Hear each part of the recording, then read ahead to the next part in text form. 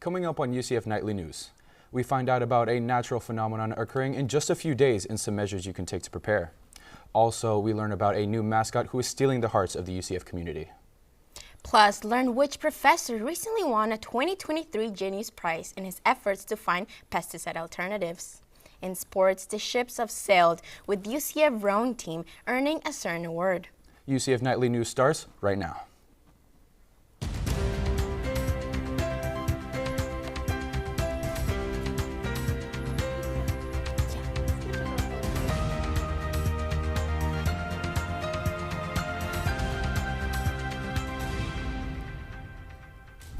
Good afternoon and welcome to Nightly News. I'm Andrew Montana. And I'm Isabella Benjumea. Today's Friday, April 5th, 2024. This morning around 10:23 a.m., a 4.8 magnitude earthquake hit 5 miles north of White House Station, New Jersey. According to the United States Geological Survey, the USGS says the epicenter was about 45 miles away from New York City, and residents sent reports of shaking furniture. No injuries have been reported. New York Governor Kathy Hochul says the team is assessing the impacts and damage and will update the public throughout the day.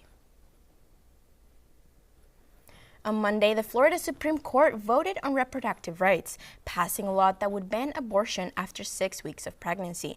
The ruling will take effect May 1st and would make Florida one of the most restrictive states in the country to obtain an abortion. The ban makes an exception for instances of rape, incest, and threats to a mother's life. However, this ruling was followed by a proposed amendment being added to November's ballot, allowing Florida voters to decide whether they want to keep the shorter ban in effect or not. This amendment would protect the right to an abortion in the state if 60% of voters vote in favor of it. On April 8th, a majority of the United States will experience darkness as a total solar eclipse will sweep the nation. Nightly News reporter Reina Nieves gives us a look at what we can expect to see in our area and what safety measures to look out for this big day. This upcoming solar eclipse will be catching the eyes of many across the nation. This rare phenomenon occurs when the moon comes between the sun and the earth, preventing any sunlight from reaching us. While the path of totality will span diagonally from states like Texas, Ohio, upstate New York, and Maine, according to Professor Stephen Eikenberry, a major portion of the sun will still be covered in central Florida. So here we're out of the path of the total solar eclipse, so we're really only going to see a partial eclipse, basically where the moon will kind of move in front of the sun, but only at the edge and kind of take a little curved bit out of it. This rare occurrence will happen again across the 48 contiguous United States in about 40 years, or approximately in August of 2045. As tempting as it can be to view this amazing phenomenon, safety is important to prevent eye strain and potentially blindness. Using tools like these can help prevent the strain. Use eclipse viewing glasses. It's really important to use those, not just your regular old sunglasses that you wear outside. Those won't protect your eye. Here on Earth, the campus is preparing for the big day as best as they can. The Florida Space Institute will be hosting the not-so-solar eclipse party on the reflection pond during the time of the eclipse. During this event, glasses will be given out and organizations will be present. UCF professor and researcher Luisa Fernanda Zambrano Marin encourages students to turn out and enjoy the festivities. We're going to have different tables from different colleges because we want to showcase how the importance of the sun and all the research that is being done at UCF relating to the sun. Other Orlando sites, such as the Orlando Science Center and Orange County Regional History Center, will be hosting viewing parties. Regardless of where you go, protection is key to tuning in to this event for the ages. In Orlando, Reina Nieves, UCF Nightly News. And for more information and to register for the Not-So-Solar Eclipse event, you can visit the Florida Space Institute website at fsi.ucf.edu. A rapper brings his brand right to campus. Reporter Sophie Diaz tells us just how popular a UCF collaboration was among Knights. Travis Scott's Cactus Jack record label released the Jack Goes Back to College collection, bringing a number of students to the campus store. 28 schools across the country were chosen to carry the lineup of unique shirts, shorts, and sweatshirts. Just 4 Florida universities were included in the collection. Freshman Michael Drillich says he arrived for the unique event just before midnight Wednesday night. I kind of just did it for like the grandkids, you know, like it was just like a cool story, cool experience. You know, how often do you get to camp outside your campus bookstore and get some Cactus Jack merch with your friends, you know? Bookstore employees say students camped out as early as 12 hours before the bookstore opened. As a DJ spun records in the John T. Washington Center at 8 a.m., the line extended from the campus store to just outside of Trevor Colburn Hall.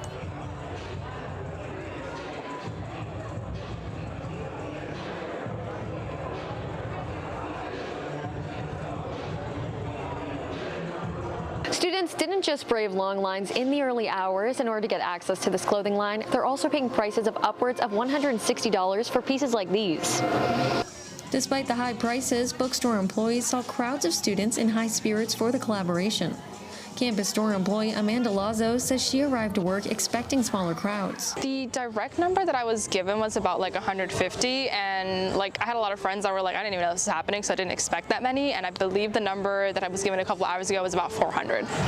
With worries over shoppers buying up stock and reselling the collection, the bookstore enforced a 12-item limit on shoppers. Students debated whether LaFlame would make an appearance on campus after his visit to LSU, but the rapper instead paid a visit to his home state of Texas. In Orlando, Sophie Diaz, UCF Knightly News. Despite the excitement and demand on campus, most of the UCF-themed collection is still available on the Cactus Jack site. For the past 15 years, UCF's Graduate Medical Education, or GME, has had the same mission, to train and inspire the healthcare workers of tomorrow. UCF Nightly News reporter Raymond Collado tells us more about how far GME has come and what we can expect from its newest fellowship. For 10 years, UCF's Graduate Medical Education Program, or GME, has fought the good fight to keep Florida's healthcare workers of tomorrow prepared. However, according to the Florida Hospital Association's 2023 report, the future of healthcare is in danger, as a third of Florida's full-time doctors are over the age of 60. And by 2035, it's expected that Florida will be short 18,000 doctors and another 37,000 nurses. Despite this, Associate Dean for Graduate Medical Education, Dr. Stefan Psycho, remains positive. As he says, year in and year out, the GME has only grown, with 50% of its fellows remaining in Florida. We had 17 residents in an internal medicine program at Osceola. This coming July, with our newest class of residents and fellows, we'll have over 620 residents and fellows in 38 programs. While the reports may seem worrisome, programs like GME look to prevent such shortages by giving UCF medical students that much needed hands-on experience. Now UCF and HCA Florida Healthcare look to join the party, debuting their first residency program in internal medicine. Dubbed the Gastroenterology Fellowship, Program Director Abdul Asmar says at the end of the day, it's all about how they help Florida. Important bucket is what do our patients need, what does our community need, and how can we, through our partnership, leverage the partnership and be able to help with that. So that would be really one main reason. In Orlando, Raymond Collado, UCF Nightly News. From helping UCF med students to helping communities here in Florida, GME officials like Dr. Psycho say it's all about ensuring the future of Florida's medical field. And by the looks of it, we're off to a great start. A new mascot is stealing the hearts of the UCF community as they walk through the doors of the Student Union. This week, the UCF Student Union launched its new mascot, Stu, a walking red heart with glasses. To celebrate his birthday, they threw a party in the union for students to enjoy. With the DJ, prizes, and more, the Student Union is the heart of campus, according to the Student Union marketing team, which is why they say Stu is the perfect representation of the Student Union.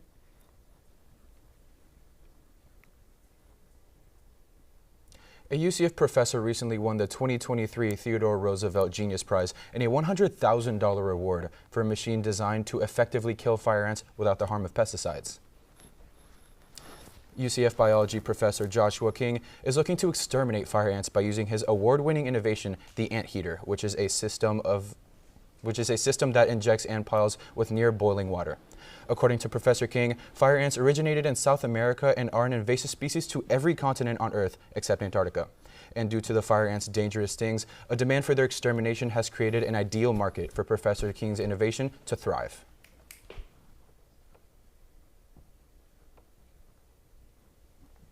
The municipality would use this for managing like in recreation areas or schoolyards, places like that where you really don't want to use pesticides. Alternatively, federal and state governments that are tasked with protecting ground nesting wildlife, so threatened and endangered birds, turtles, species like that. Professor King added that pesticides pose harm to nearby plants, animals, and passersby, unlike the anteater that can kill an entire mound with no remains in a matter of minutes. And this way, instead of waiting for the lingering effects of pesticides to kick in within the week, any pesky-free ants around you can be taken care of at the immediate site of trouble. It was kind of chilly this morning, don't you think? Yeah, I mean, I almost put on a jacket, but Nick, what do you think the weather's going to look like? Well, guys, let me talk to you. Right now, we're at a sunny 73 degrees, and the high for today is a warm 80. It will be a pleasant day with plenty of sun with a cool breeze coming through in the afternoon. There's just 1% chance of rain today, making it a perfect time to enjoy your Friday as we get closer to the summertime. Tonight will be more on the colder side, though. We're dropping into the mid to high 50s, so if you're going out, make sure to bring a jacket with you. Stick with me for more. I'll tell you how the weather will be looking like this WrestleMania weekend later on in the show. And coming up after the break, we will find out about what went down during UCF's annual Founders Day. Also, we'll see how UCF is ranking in its design programs across the nation. We'll be right back.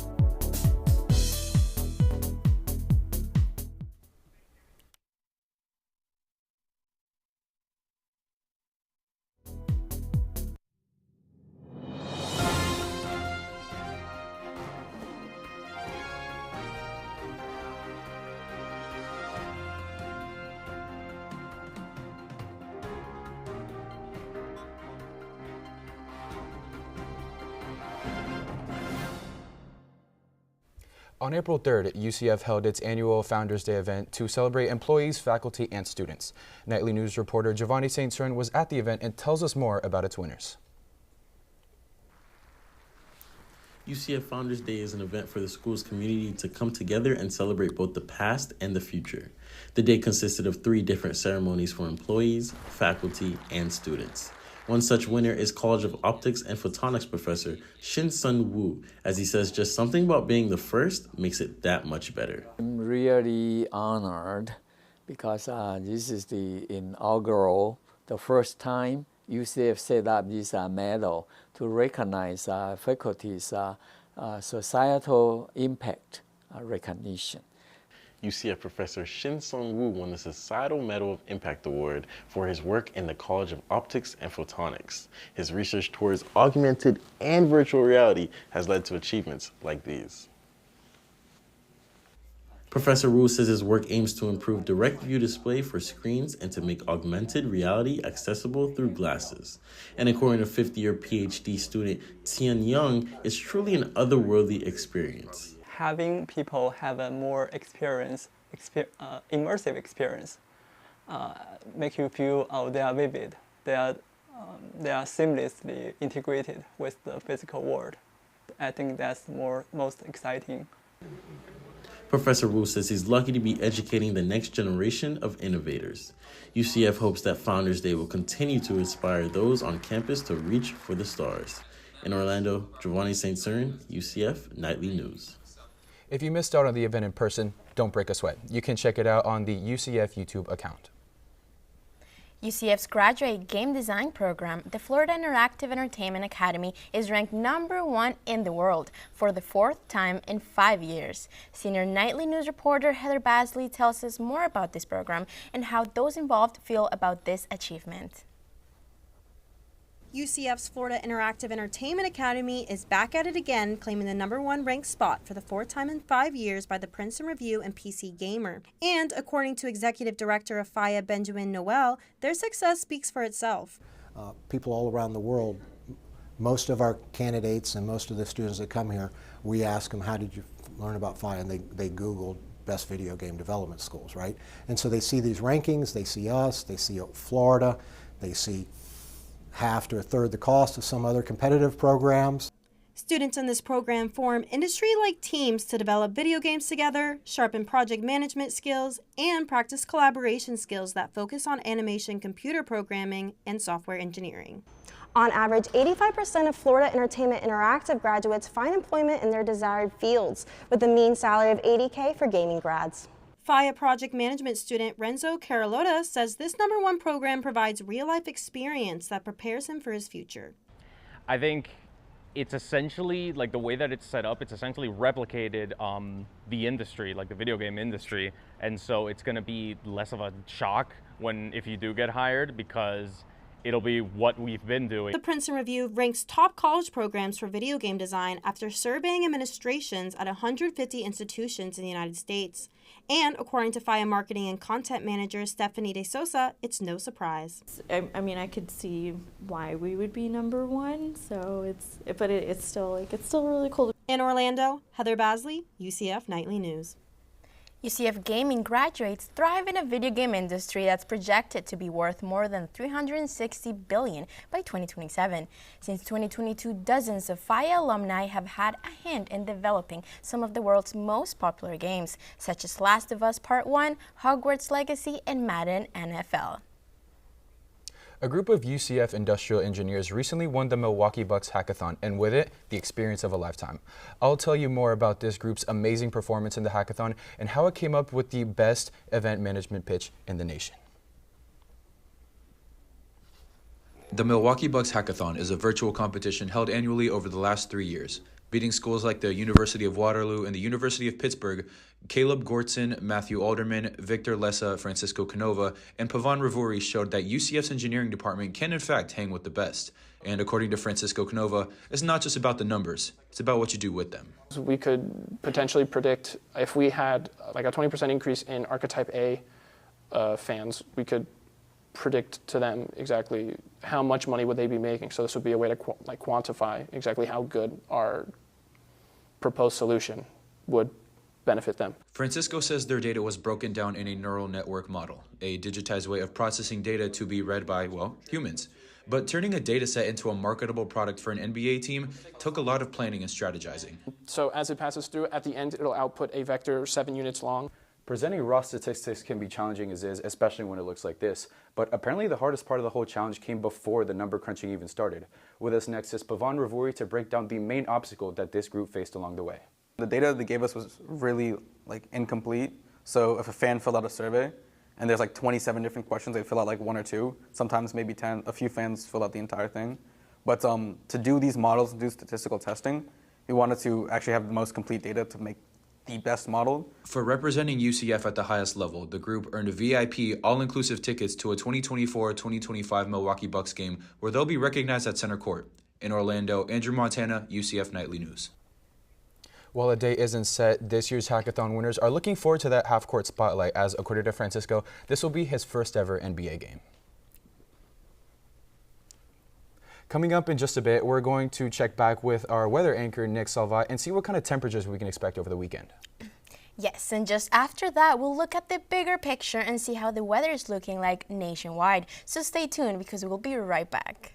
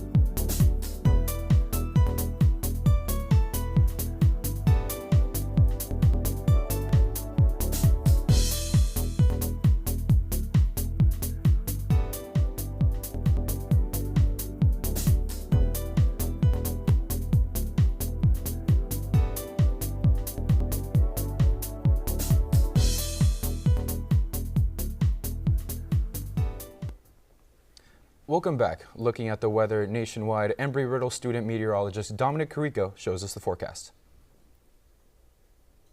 All right, big weather story nationally is these two big dips in the jet stream, one on the west coast across the Pacific and one on the east coast. Mountain snow is going to be possible across the higher elevations into the Rockies as we head into your Friday and Saturday. And then on the east side of the nation, we're going to be watching this upper level low feature continuing to funnel in that moisture, and that means potentially significant snowfall across portions of New England into New Hampshire, Vermont, Maine, several inches of snow.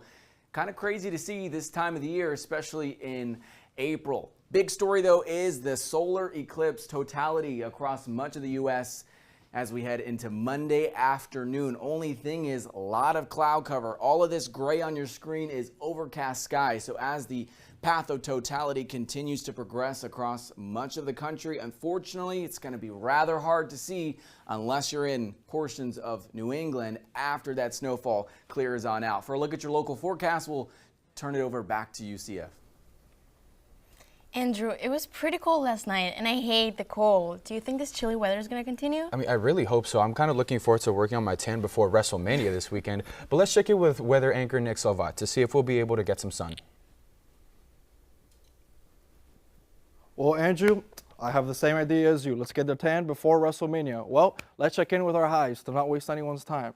As you can see here, Tallahassee 77, Jacksonville in the 76. Here at home in Orlando, it's just me, 79. Tampa, our neighbors, 78. And down in Miami, do you smell what the Rock is cooking? 89 degrees, the sun is cooking. We're going to move to the lows.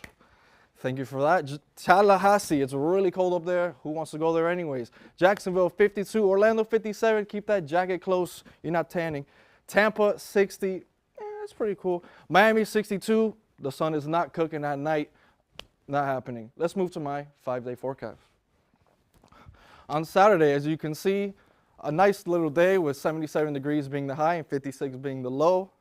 Sunday, Monday, Tuesday, and Wednesday, what do they have in common? We're in the 80s. And not really a high chance of rain for this weekend or for the next 5 days. So with that being said, I'm going to have to sign off here. Unfortunately for you guys, that's all I got. Back to you, Andrew and Isabella. Thank you so much, Nick, for that weather forecast. But now it's sports time. After the break, we'll look at where UCF stands in the National Baseball Rankings. So don't go anywhere. We'll be right back.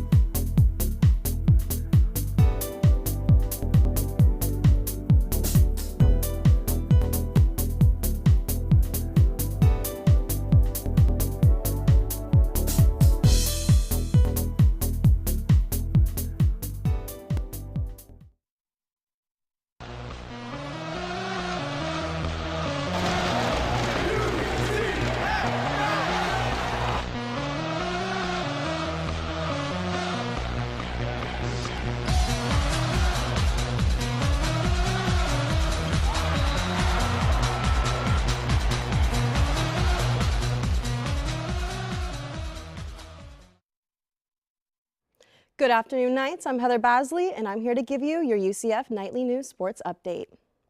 UCF's rowing 2-8 has been named Big 12 Boat of the Week after a successful performance at the Sunshine State Invitational last weekend.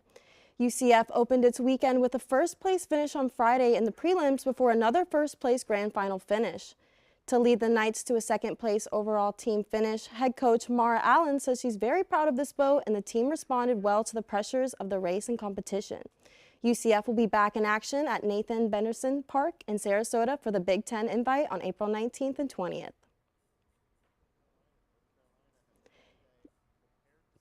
UCF baseball entered this week's top 25 rankings, the first program since 2021. Coach Rich Wallace has the Knights ranked as high as number 20 by Perfect Games rankings and number 25 D1Baseball.com. The Knights became the only Big 12 team to be featured in the top 25, with Kansas State and Oklahoma dropping out. UCF is slotted in at 7th in the conference following 3 straight series wins in conference play. With just 6 conference series remaining, senior pitcher Kyle Kramer says the Knights will look to continue playing their style of playing.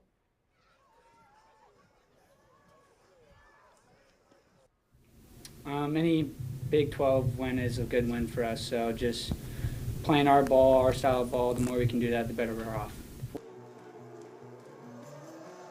Kramer and the Knights encourage UCF fans to head on down to John U. Mono Park to support the team as they look to make their first NCAA tournament appearance since 2017.